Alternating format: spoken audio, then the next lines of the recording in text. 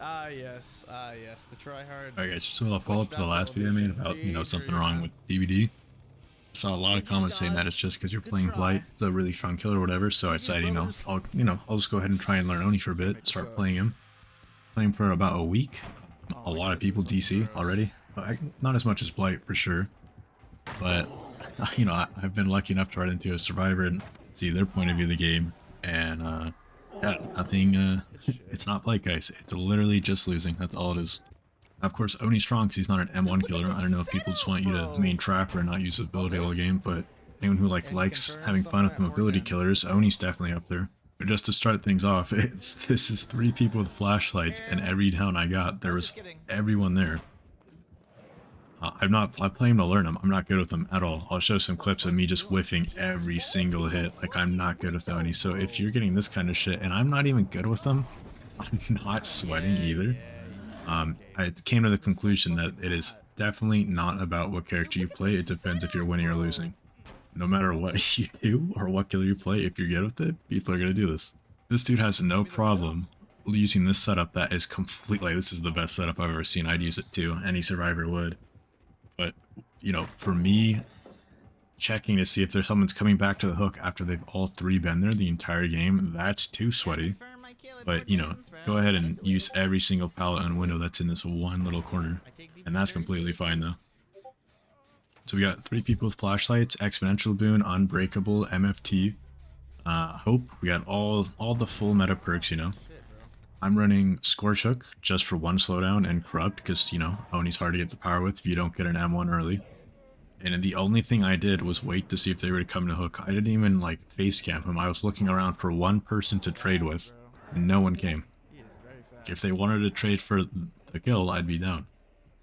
But I have no clue where anyone is. I don't know if I'm supposed to just run in circles and check bushes or open lockers while they all get a full reset off or what. The reason I want to use this guy's VOD and not some of the others that I ran into is because he kept everything in game. Everything he said from his point of view made sense. Like, I looked it over, and from my point of view, I thought they were Swift, so I was thinking, they're gonna get the reset, they're all gonna be healed, someone's gonna come, they're gonna trade, I'm gonna chase someone else. His point of view, they weren't a Swift. I didn't know that. I would have never guessed because all of us brought party streamers. That's rare by itself. And then on top of that, they were all running the same perks with an expo boon. So the fact that they weren't a Swift afterwards was I've never been so sure someone was a Swift to find out they weren't, because they played so well together. But if I knew that they weren't ahead of time, I wouldn't have chilled by the hook, because honestly, anyone who's played against Swifts, as soon as you don't see people, you're going to assume that they're resetting. So I was just chilling, waiting to see all 3 of them come for the trade.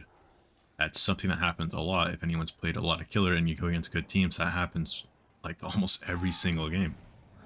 But that didn't happen because they're not a Swift, so that was my bad, 100%. This dude's completely fine, but this is where it starts. When people get that, you see 4 gens, right, on your screen, like he saw, that was 8 minutes into the game.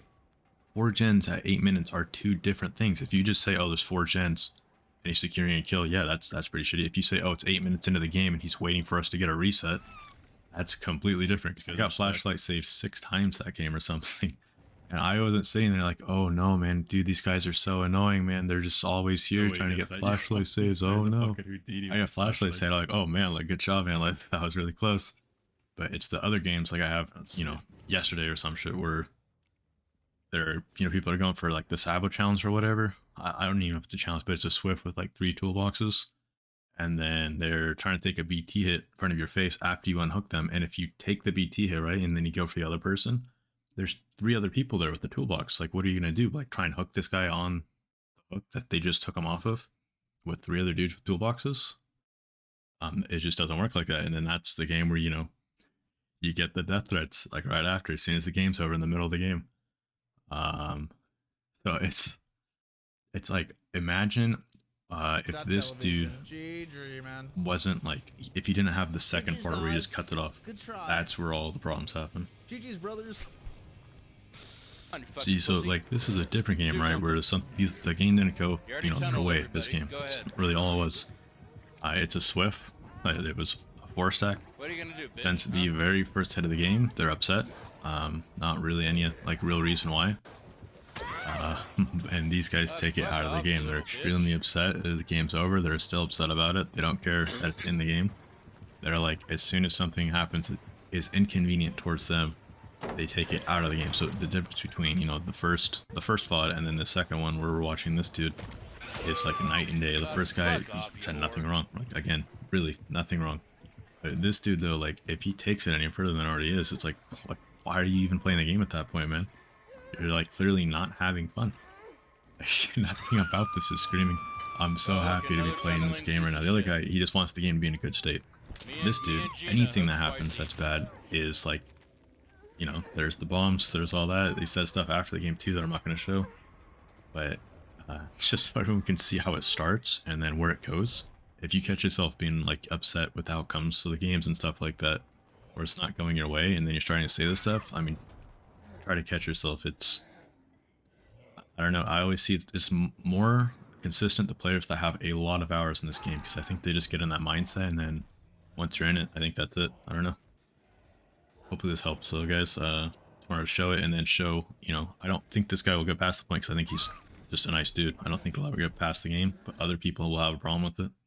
And I think visualizing it would be easier for people to understand it.